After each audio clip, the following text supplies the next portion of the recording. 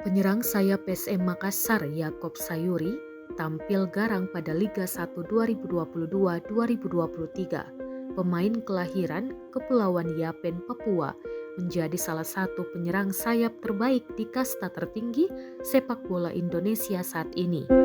Ia telah membukukan 4 gol dan 3 assist dari 9 kali perkuat klub kebanggaan masyarakat Sulawesi Selatan ini. Torehan 4 gol dan 3 assist pemain akrab disapa Yasa ini melewati catatan pemain terbaik Liga 1 musim lalu, Taisei Marukawa saat ini. Pemain asal Jepang yang kini membela PSIS Semarang baru mengemas 3 gol dan 1 assist dari 10 pertandingan. Jumlah gol Yasa hanya mampu disampai oleh penyerang sayap Persebaya So Yamamoto. Pemain nomor punggung 14 ini telah catat 4 gol dari 11 pertandingan, namun jumlah assist dibukukan hanya 1. Untuk assist catatan Yesa hanya kalah dari penyerang sayap Borneo Samarinda FC, Stefano Lillipali dan Terence Puhiri. Stefano Lillipali telah cetak 4 assist dari 10 pertandingan, tapi golnya hanya 1. Sedangkan Terence Puhiri telah cetak 4 assist, akan tetapi torehan golnya masih kalah dari Yasa. Terence Puhiri baru cetak 3 gol.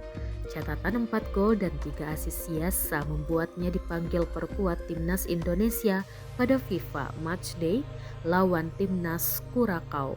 Pemain nomor punggung 22 ini pun bermain full 90 menit di 2 pertandingan, walau ia tak dimainkan sebagai penyerang sayap, melainkan bek sayap kanan dan kiri. Namun, ia tetap mampu menjalankan tugasnya tersebut dengan baik. Pemain timnas Kurakau yang bermain di klub Inggris Birmingham City, Juninho, tak bisa berbuat banyak dari pengawalan Yakob.